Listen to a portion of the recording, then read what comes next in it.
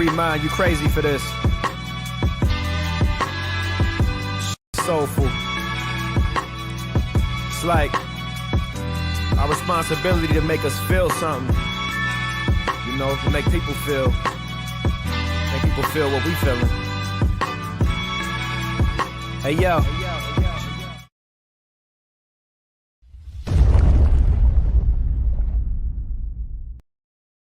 Reggie here, and I want to welcome you to another one of my videos. This is not Comics Today. This is, in fact, the Ready, Set, Go preview show, a show that we do on Sunday night to get the week started off on the right foot. And as part of that, I give you a rundown of the content that is going to be coming out from the channel over the course of this week.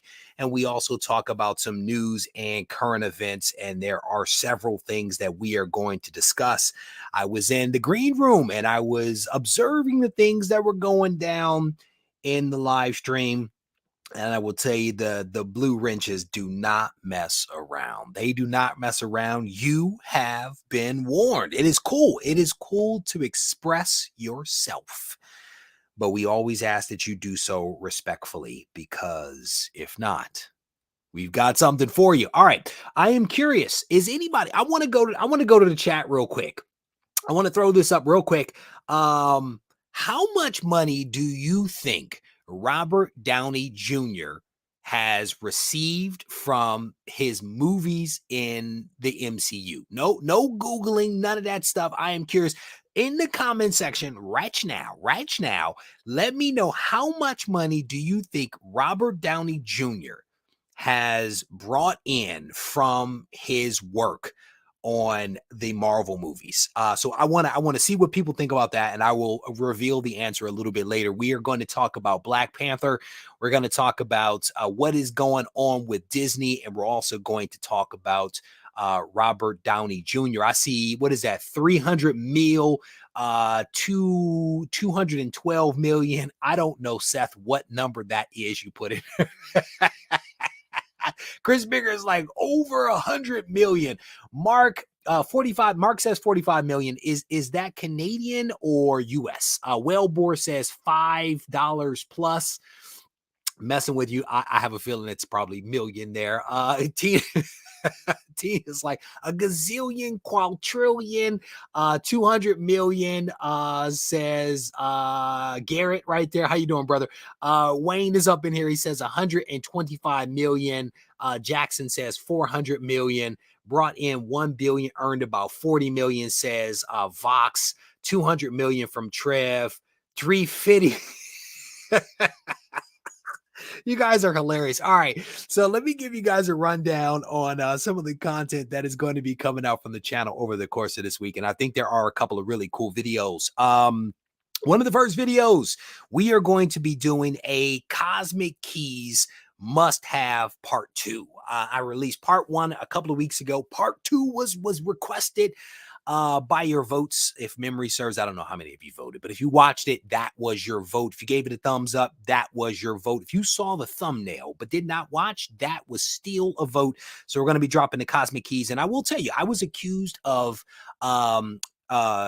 being slimy. Sleazy. Sleazy was the word that someone used to describe me whenever I talked about stuff like this, because if I say that it's must have, they say that I am personally inciting FOMO in adults. I am personally leading to the seduction of adults by showing books that I have in my collection, and also because I use the term must have.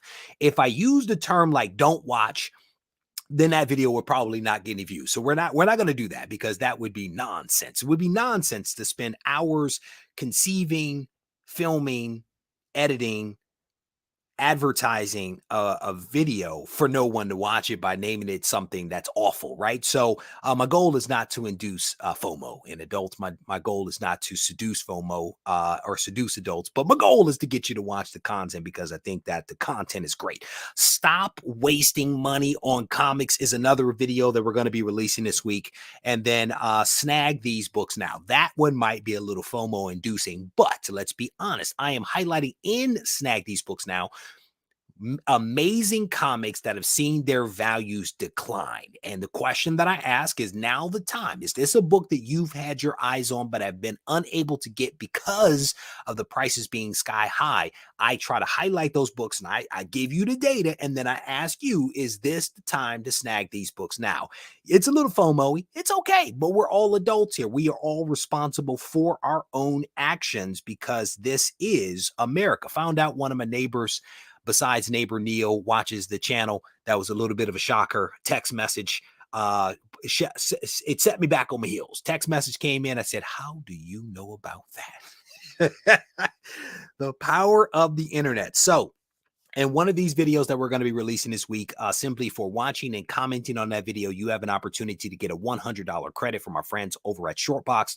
So make sure you watch the content that comes out from the channel over the course of this week to get that $100 credit. In addition to those pre-recorded videos, we're going to be doing Comics Today on Wednesday at 7 p.m. Eastern Standard Time. And then we're also going to be releasing the podcast at 10 a.m. on Monday. This is also the week of GarageCon. GarageCon is going down, and we have a chance at setting a record. We have a chance at setting a record for the largest GarageCon yet. We've been doing this. I think this is the fourth year we've done it. We did it all through COVID. And we have an opportunity to set a record. There are approximately 50 people that are registered for GarageCon, and I will tell you, it is not about the number of people that is coming, even though that's cool. It's really about the experience of those people that come.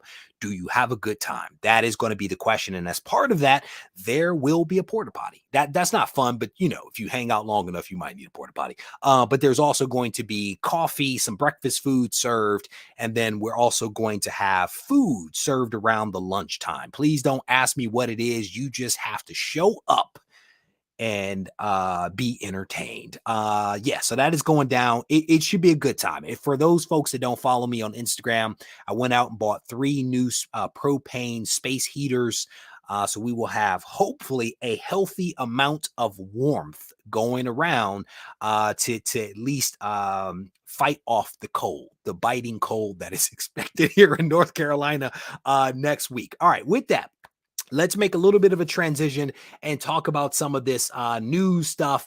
Vox is up in here. He says, headed to GarageCon, picking up my Isolation 1 and guides for SIGs. That's what's up, Seth. I know, Seth, don't be jealous that you're not coming to GarageCon. Envious is okay. Jealousy, not so much. Trev, it is good to see you, brother.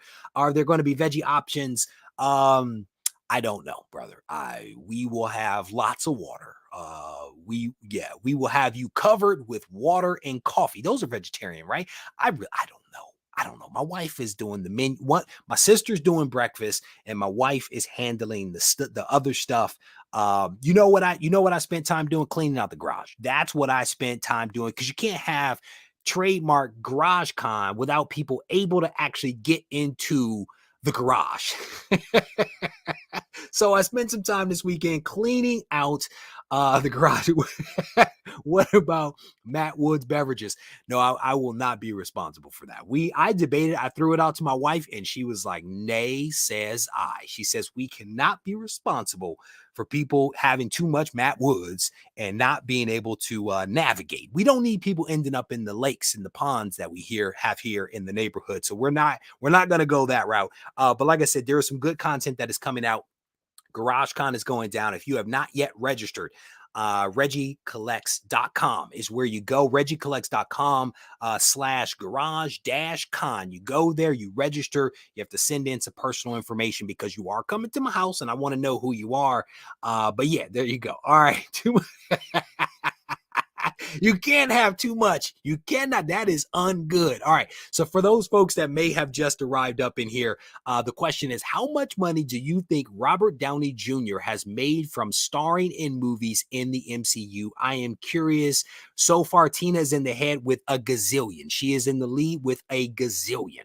The other thing I will tell you is no, we're not going to talk about that yet. All right, let's move on. So Wakanda Forever has taken over theaters globally, and there have been a lot of people, well, not a lot of people, but several people that were like, this movie is trash, it is worst. than Thor, Love and Thunder. One guy said he wanted his money back. I'll just be completely honest. That is not the way that it works.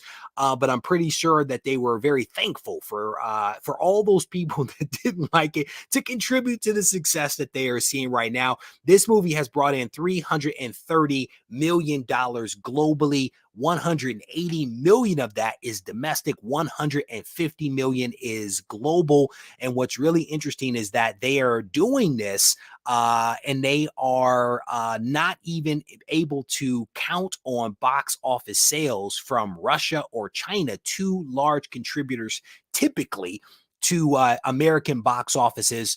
And I do believe that the movie at present is only about 5% behind where the original Black Panther movie landed. Or by this point, I think that that is correct. Somebody may have to fact check me on that, but $330 million. The movie cost $250 million to make, which is a lot of money. That's even more money than Black Adam. But this movie is I think Black Adam and this movie are pretty much neck and neck at this point. I think Black Adam is getting close to $350 million after about 2 weeks or so, and Black Panther in this one weekend is basically on par. So Marvel's Black Panther: Wakanda Forever dominated the domestic box office in its debut, earning $180 million over the weekend and providing a much needed lift to beleaguered cinemas. The sequel demolished the record for November opening in North America, soaring past $158 million that was set back in 2013 by The Hunger Games. And again, this movie cost $250 million to make, but they are headed in the right direction. And I think that the feedback on this movie has been pretty positive by and large. I've heard a couple of people say that it wasn't very good. Again, one person said that they wanted their money back. Neighbor Neil said the movie was way too long. He said about halfway through, people were looking around at each other, taking potty breaks, etc., etc. But again, you're not going to be able to please everyone with every movie. There are other hurdles facing Black Panther with Wakanda Forever. The $250 million production was shot in the midst of COVID-19. They had an injury with one of the main stars, yet they were able to make magic happen. And this article that I found, where is this, on Variety, actually goes into a lot of the details around the movie. But by and large, this movie seems to be headed down a very good path. My guess is that the movie will continue to produce, and I say that because to my knowledge, there are no other major blockbuster movies that are coming out anytime soon. So essentially, Black Panther will have theaters relatively free and clear. And so we will see how much money they will make. There are rumors that this movie, not rumors, but estimations that they will not make $1 billion. But again, they're making a healthy chunk of money. So, and I can't remember, I think Neil told me and others have, I think I've heard that it's like 2 hours and 45 minutes or something like that, 2:30, 2:35, something like that. I mean, it's a pretty long movie. So Neil says, I texted Reggie and said, if Disney has money problems, we are all in big trouble. Neil, you have to be very careful about what you say about Disney because people feel a certain way about that. The movie paradigm has changed forever. Lots of people willing to wait a few months for streaming, which is something that Dave has said to me repeatedly. He's made that point to me repeatedly about, to some degree or another, about the streaming services kind of undercutting what is actually happening in theaters. And so there definitely could be some truth to that. And we may actually touch on parts of that as we get to the other topic that I want to get to.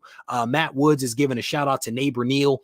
Too bad Neighbor Neil can't come because he would actually have a badge that said, hello, I'm Neighbor Neil.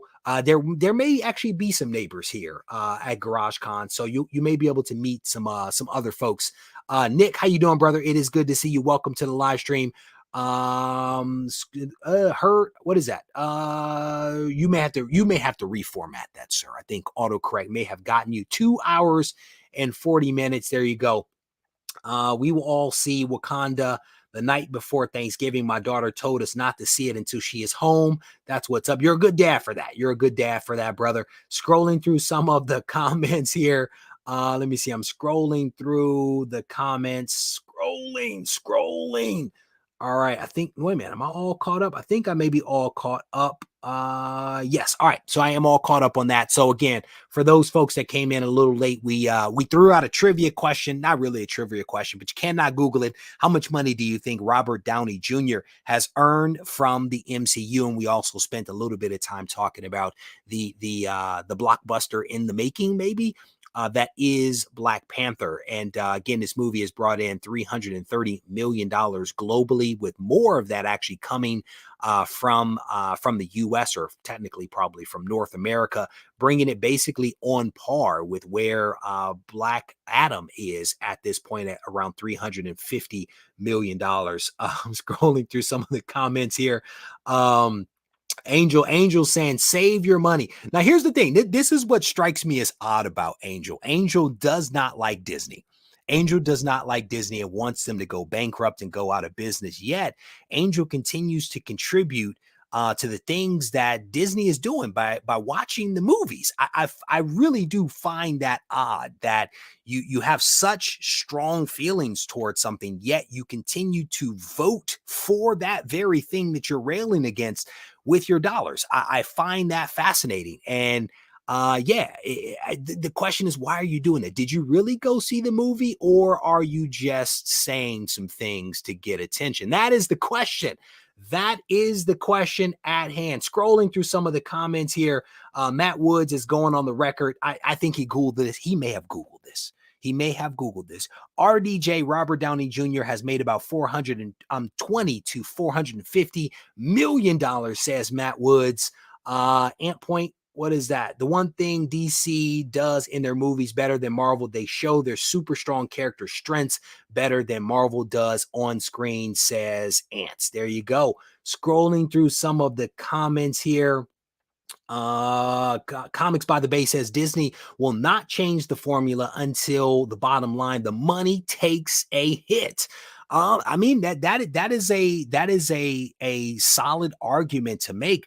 But the challenge, of course, is if the formula continues to work and people continue to contribute to it, then there's no reason to change it. I mean, that, like, you can make that argument, right? But part of me says, but the part of me says, have they changed the formula, right? Werewolf by Night is not the same as the other movies. She-Hulk kind of sort of is different. I feel like there is a thread that runs through these movies because the people that are behind them are the same, but they're, in my opinion, they are not all the same movie. Now, this is also from somebody that does not see all the movies until well after they come out. So you take that with a grain of salt.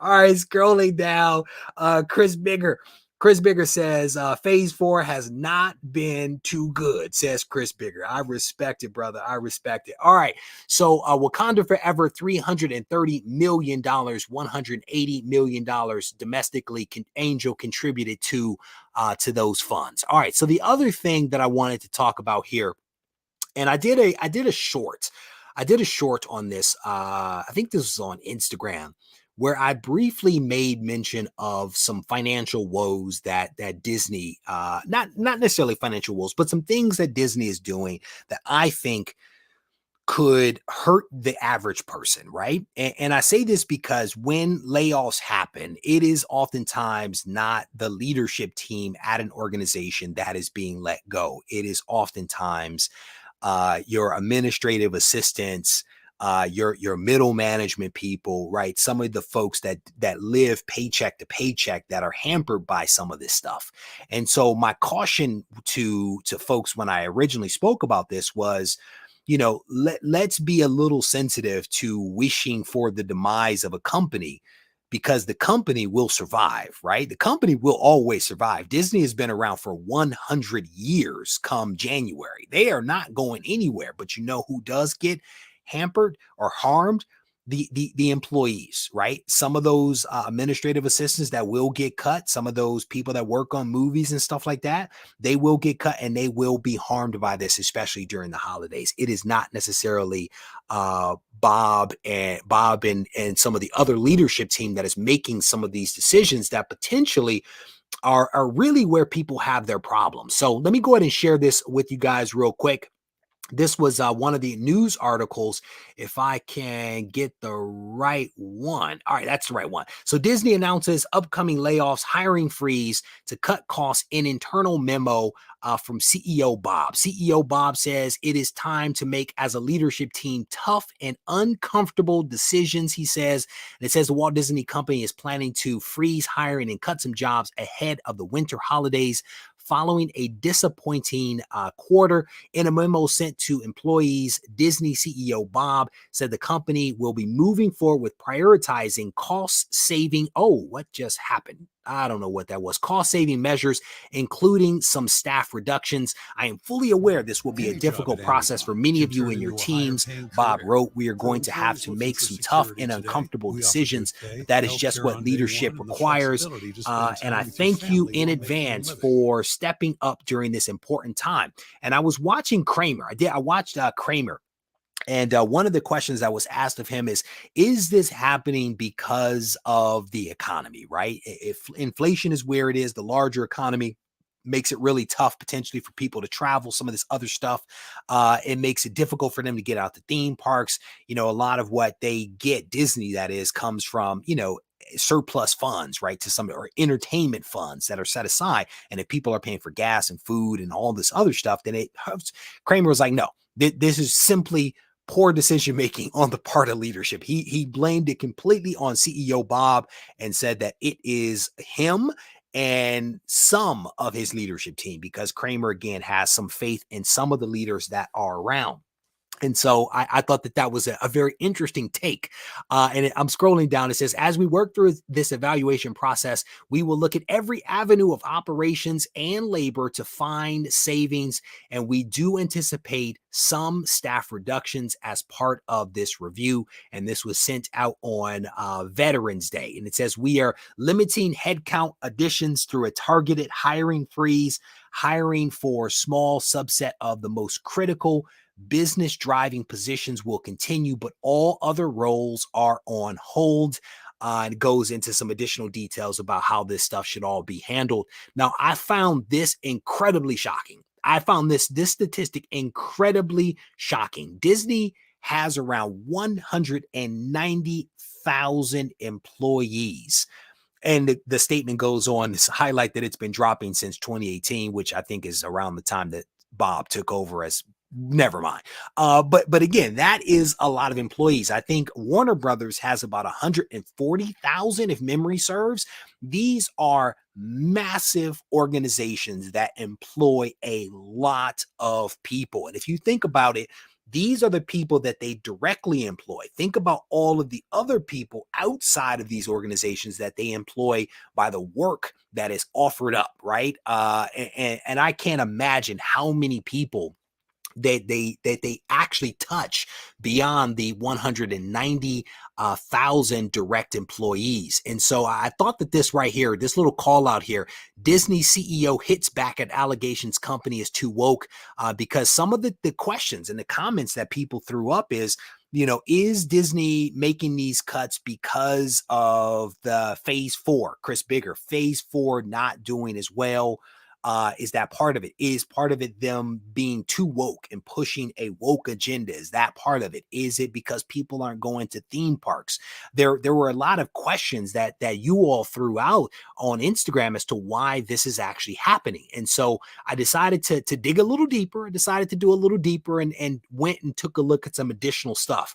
What is that? Warner Brothers just had a massive layoff last month. Warner Brothers has been having massive layoffs for a while now. They've been letting go lots of people, and I've covered a lot of that, Austin, in my my updates on Instagram. I do these news updates periodically over the course of a week.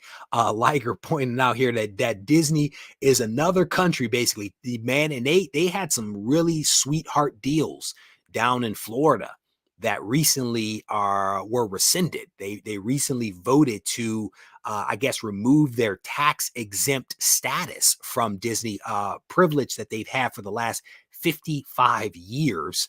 And again, that was partly because of CEO Bob's feuding with the leader, the government team down in Florida. I think that one is going to come back to haunt him, especially I think when that goes into effect in January of 2023. Shout out to Nick for the super chat. Absolutely appreciate that. We love the Canadians here, and as you will very quickly see, Nick, there are a lot of Canadians here in that are part of the channel, and I'm definitely thankful for all of them. Phase 4 is ungood, says Thor. I don't understand how Disney makes billions between their films and parks, but needs to reduce. And that's the thing. I cannot remember the number, Phil, but I want to say that they may have brought in like $20 billion. Somebody might need to fact check me on that, because I did not retain that number, but I think they made a ton of money, billions were brought in, and somehow it gets through their fingers. It really does. And so again, maybe part of it is you might need to let go of some people to maintain those massive salaries at the top for the leadership team, which again, I will say it again, when layoffs come, it is not going to be the leadership team that is going to be let go. And I say that because it's the leadership team that is going to be making the decisions about who lets go. So they're not going to let themselves go. Now, unless the board steps in and does something, that's a whole different thing. But in this letter that CEO Bob released from Disney, he basically said, we're going to form this team. Me and 2 other people, we're going to form a team. We're going to look around and we're going to cut some stuff. He's not cutting himself or the other 2 people that are on that crew, and he's definitely not going to be cutting his salary. I'm just going out on a limb and saying that. Obi-Wan's going on, a couple of people going on record here. I've always been a huge Disney fan. It's disappointing that they've been making their content so woke in the past few years, says Redacted. Is that your actual name? Is that your name? Or did you redact that? Neighbor Neil up 8.72% year over year. Man, I'm going to go out and say that it is a lot. I'm going to go out on the limb and say that it is a ton of money that they make. So I did a couple of things. I pulled up several news articles because I wanted to go through those. I also read through the transcripts of the Walt Disney Q4 earnings call. And I don't know if you've ever tried to read an earnings call. It's like a foreign language. It is like a foreign language, and I found it definitely easier to tap into the news articles versus going through the transcript. But Disney misses on profit and key revenue segments, warns streaming growth could taper. Disney fell short of expectations for profit and key revenue segments during the fiscal fourth quarter. The company warned strong streaming growth for its Disney Plus platform may taper. Both its parks and media divisions underperformed estimates during that period. And I think they call it direct to consumer. I think that's how they defined it if you happen to look at it. Disney fell short of expectations. We already hit that point. Shares of the company fell 8% in after-hour training. They missed expectations, underperformed. Let me see. Scrolling through the company reported 2022 fiscal revenue growth of 22%. And again, they still brought in a lot of money. Fourth quarter revenue in the media and entertainment divisions fell by 3% year over year to $12.7 billion. So that's two divisions, 12.7 billion during the earlier period as the company's direct-to-consumer and theatrical businesses struggled. Analysts had expected the segment revenue of 13.9 billion, but they only brought in 12.7 billion. The company also posted lower content sales because it had fewer theatrical films on the calendar and therefore fewer films to place into the home entertainment market. And this actually breaks down exactly how they performed. Earnings per share was 30 cents. They expected it to be 55 cents, which again, if you do the math, it's still a lot of money. Revenue of 20.15 billion versus 21.24 billion is what was expected. They only made right 20.15 $15 billion. Disney Plus total subscriptions, 164 million. They exceeded here versus 160 million. So I kind of dug through this thing, man. It is very difficult to decipher a lot of this stuff, but the long and short of it is that the company did not perform as well as they had hoped. And as a result of underperforming, the stock has taken a hit, and they are going to put in place some cost-cutting measures. So one of the things that I found kind of interesting as I was going through the transcripts, there were some data points that kind of jumped out at me. They spoke about Hulu because they own Hulu. They highlighted that Hulu. Let me scroll up on this thing. They cited that Hulu only brought in 1 million subscribers in the last quarter. They brought in that many, 1 million additional subscribers in the quarter. ESPN brought in 1.5 million. Anybody want to guess? Anybody want to guess how much Disney Plus brought in the quarter? Anybody want to guess how much? What if Disney hits the Powerball? Liger, that is hilarious. Let me see. Call me. There's a couple of comments here. You guys are going back and forth. I say get after it. Just be respectful to one another. At the end of the day, there you go. How much did they spend? And yeah, exactly. They clearly spent a lot. I didn't get numbers on how much they spent, but I have a feeling it was a significant amount. So Hulu brought in 1 million. ESPN brought in 1.5 million subscribers in the fourth quarter. Disney brought in 12 million subscribers in a single quarter. They are absolutely crushing it with their subscriber base. And they commented in the transcripts as I read them that they are fully committed to continuing to fund Disney Plus. Like they firmly believe that Disney Plus and streaming is where they need to play. And they highlighted here, and I didn't know this, Disney Plus is not profitable. Disney Plus is not profitable, which is potentially why they have raised their prices. And also, I think they're introducing an ad version where they have ads. Same thing with Netflix. They're kind of doing the same thing. But CEO Bob said that they expect the Disney Plus segment to be profitable in 2024. He's like, hey, we are going to continue taking it on the chin for the next year plus. But in 2024, we will turn a profit. Of course, they didn't say how much that profit will be, but they are continuing to pump money in. Now, here's the other thing. They cited a couple of Marvel related properties, which I thought was interesting. They spoke about Miss Marvel and She-Hulk as being contributing factors to the growth that was seen in the subscriber base for Disney Plus. They didn't cite any viewership totals or any of that stuff that I saw, but they did cite that both Miss Marvel and She-Hulk drove Disney Plus subscriptions. They also touted the success of Thor: Love and Thunder, which I was a little surprised by that one. They touted that. I think CEO Bob actually called that one out by name.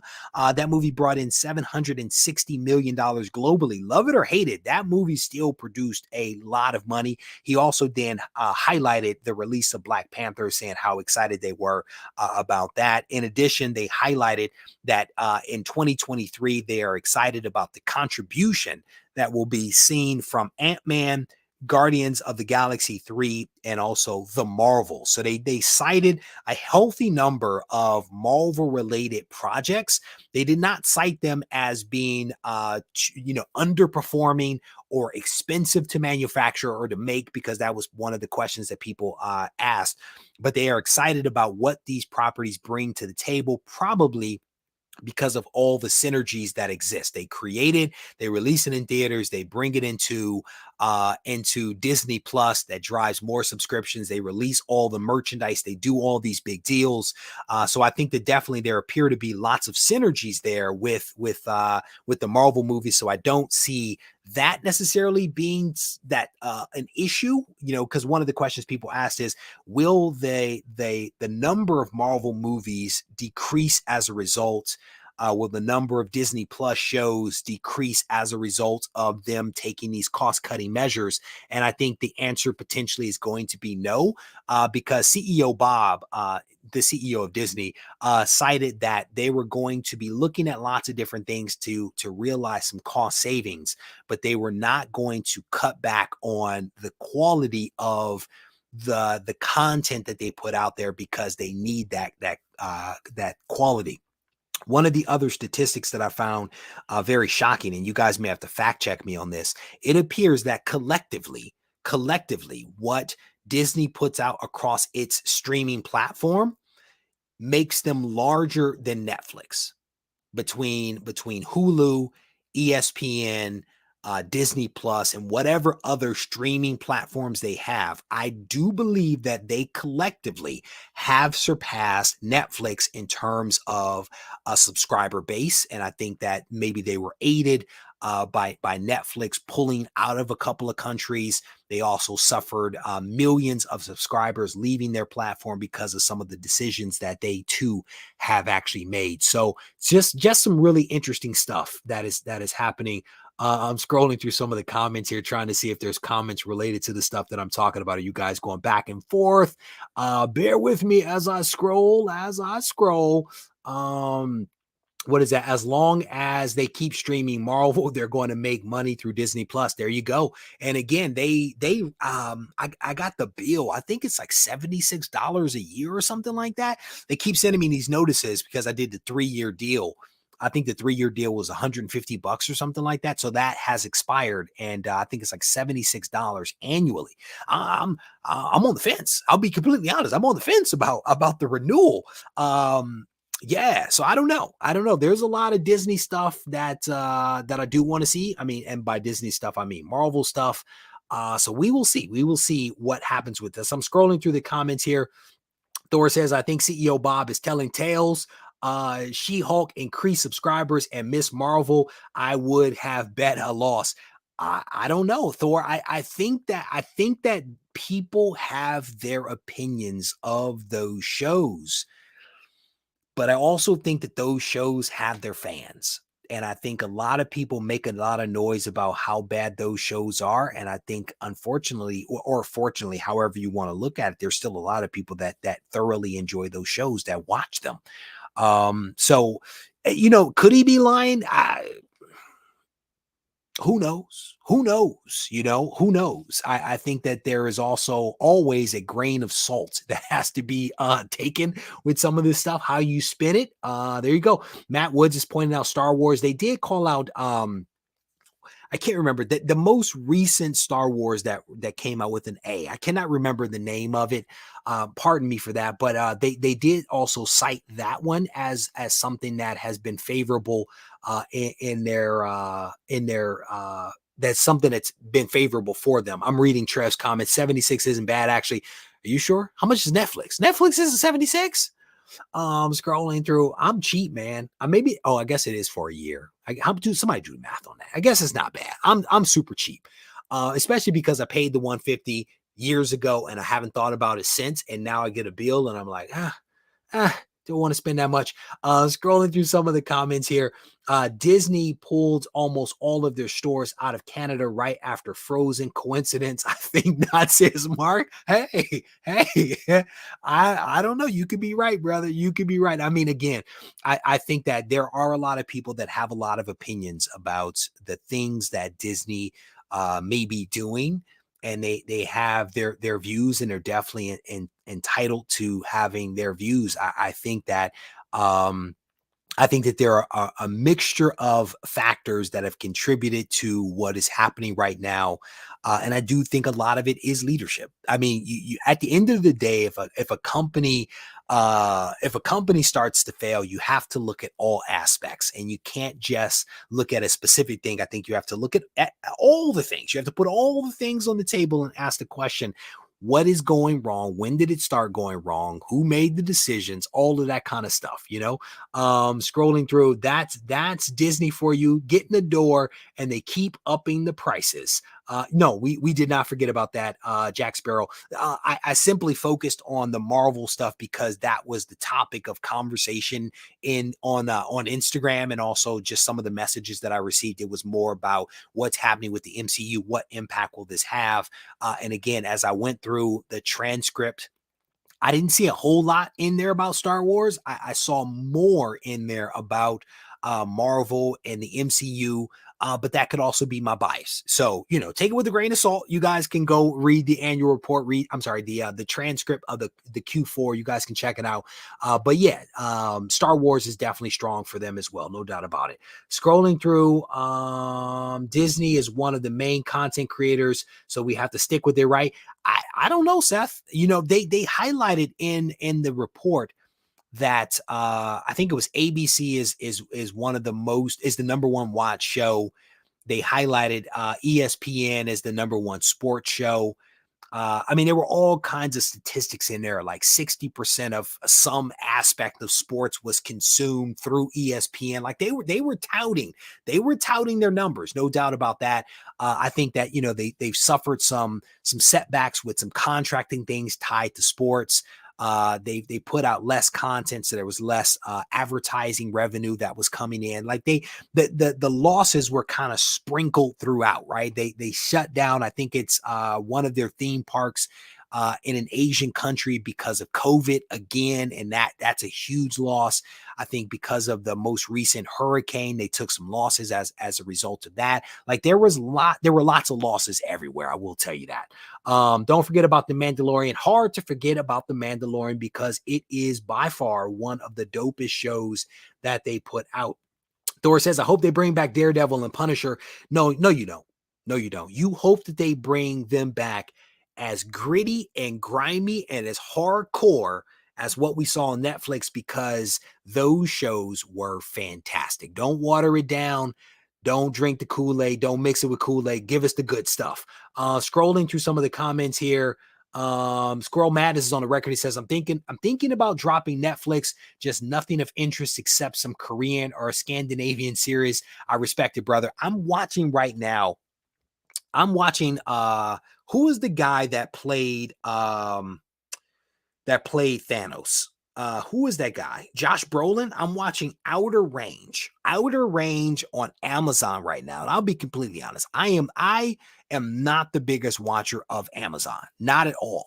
Not in any way, shape, or form. But I stumbled across this. I saw Josh Brolin. I saw Thanos, and I started watching Outer Range. And I will tell you, I am enjoying it. It's not exactly sci-fi, but it's like a Western kind of thing, which is also not my thing. But it's not bad. It's not a bad show. But I am by and large a Netflix guy. That is most of what I watch is that. But yeah, trying to broaden my horizons. Facts and figures. Wait a minute, hold on. Figures lie and liars figure. I was not ready for that one.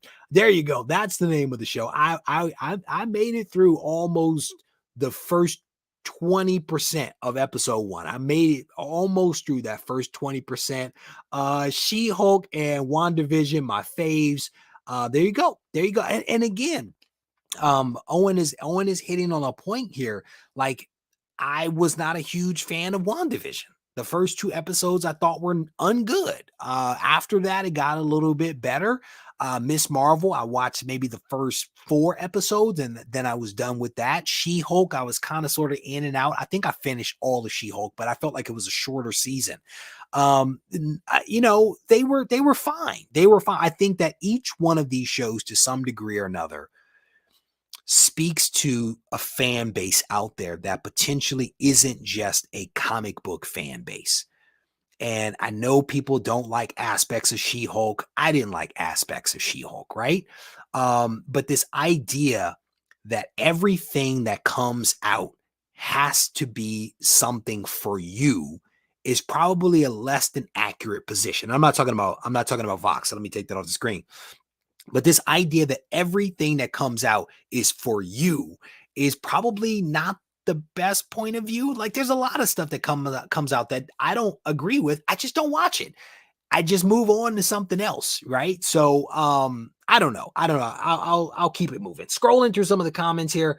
You got lucky. Disney re-up my sweet Chris. That's why you have to let the card expire, sir. You have to let the card expire. You can't keep the good card. So I set it up 3 years ago with the card, and I think that card expired. So they need my new information. So they can't get me. They cannot get me. All right. So I'm gonna throw this out one more time. How much money do you think that Robert Downey Jr. has earned from the MCU? I am curious. Tina still is in the lead with a gazillion. I think that was her exact number. Gazillion was what she threw out. Neighbor Neil saying Star Wars stinks lately. He says, scrolling down, I am not the biggest Star Wars fan, as you guys know, so I'm gonna have to take people's word for it. Let me see. From 7. Oh, I don't think that was for me.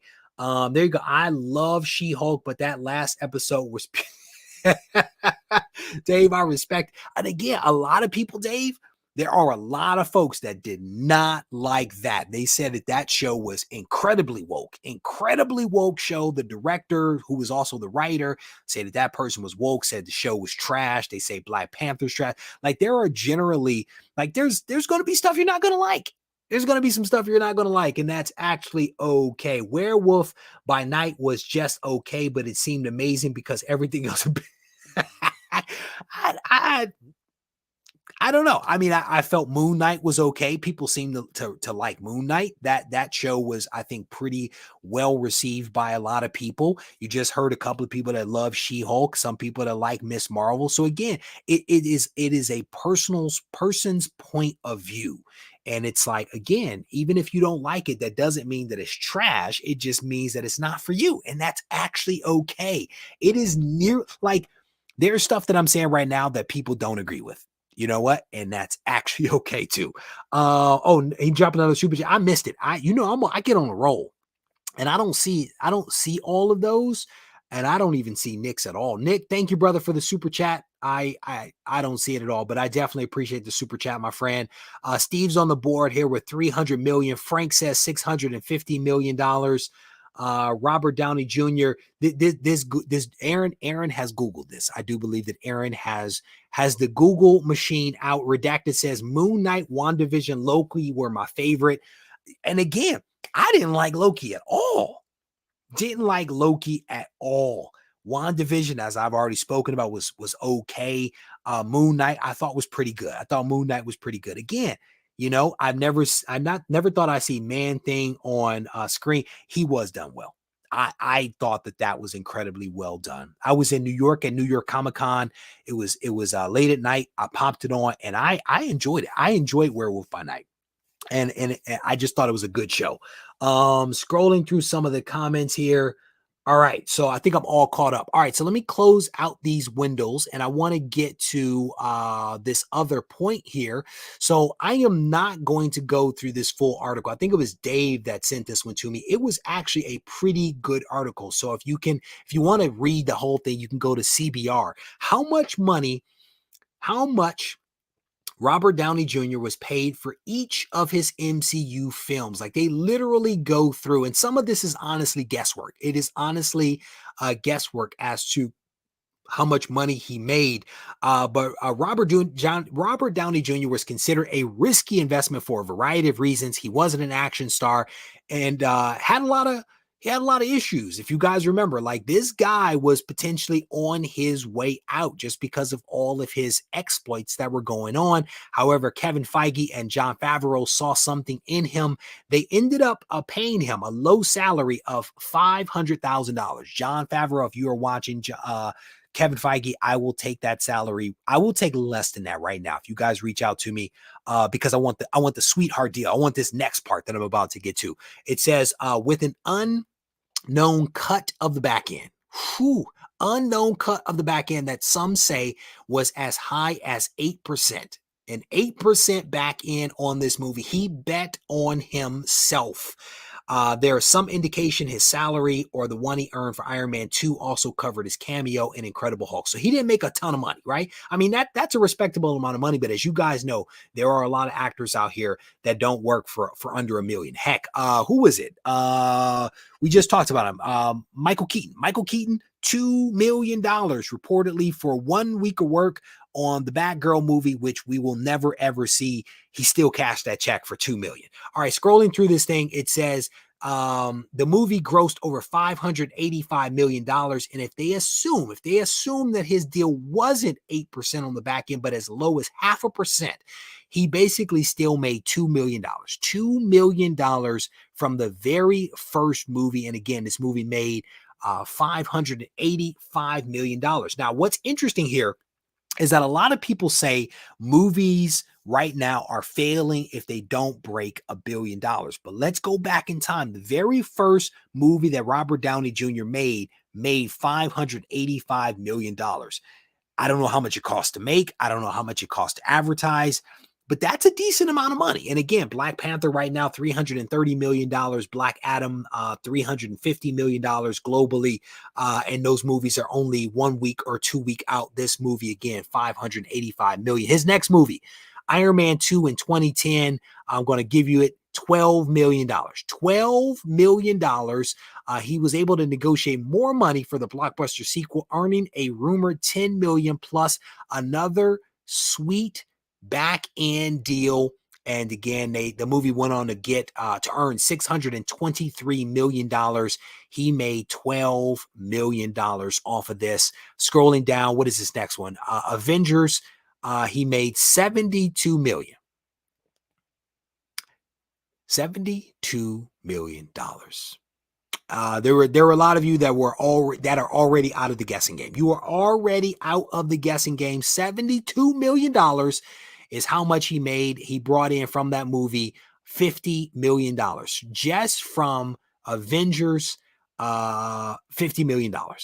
And let's just scroll. Let's just scroll all the way down to the bottom to see how much he raked in. This is it. The running total, they say, $396 million to as much as $435 million is how much he made.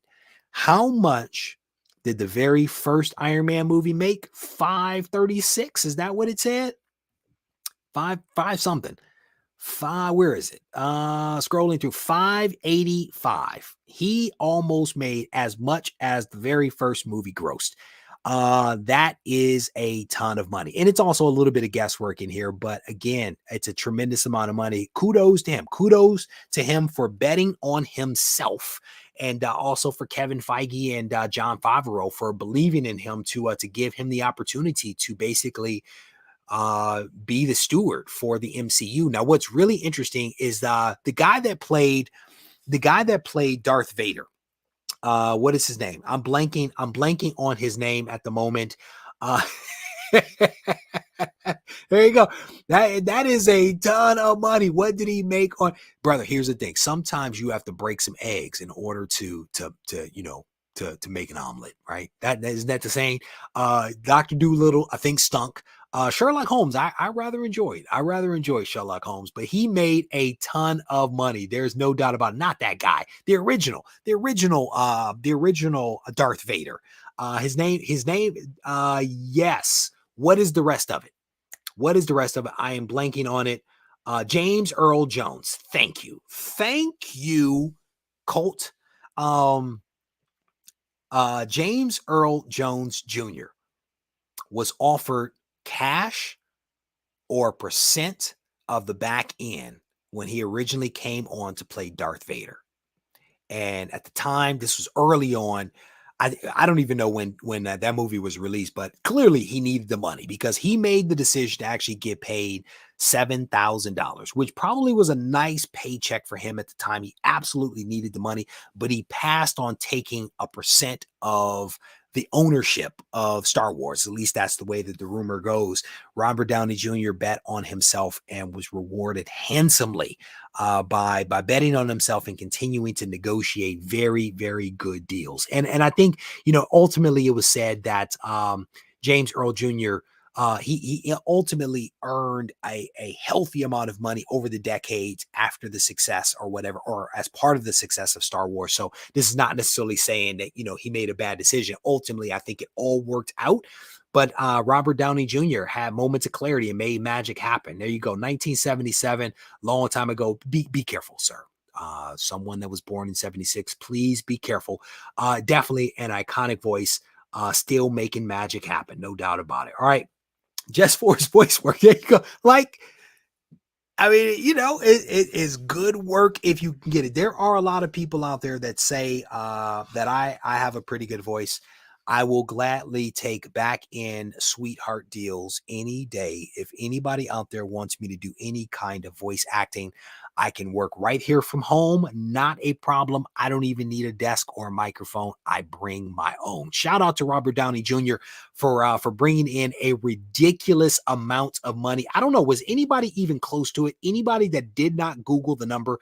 Did anybody come close? Again, to let me see, where the heck did that article go? I scrolled too far.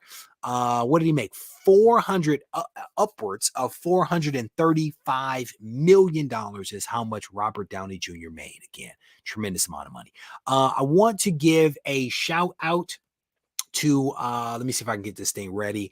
I was not prepared. I was not prepared at all. I want to try to give a shout out to a couple of comic shops that have taken on Isolation, which is the comic that we are releasing. That is not the right page.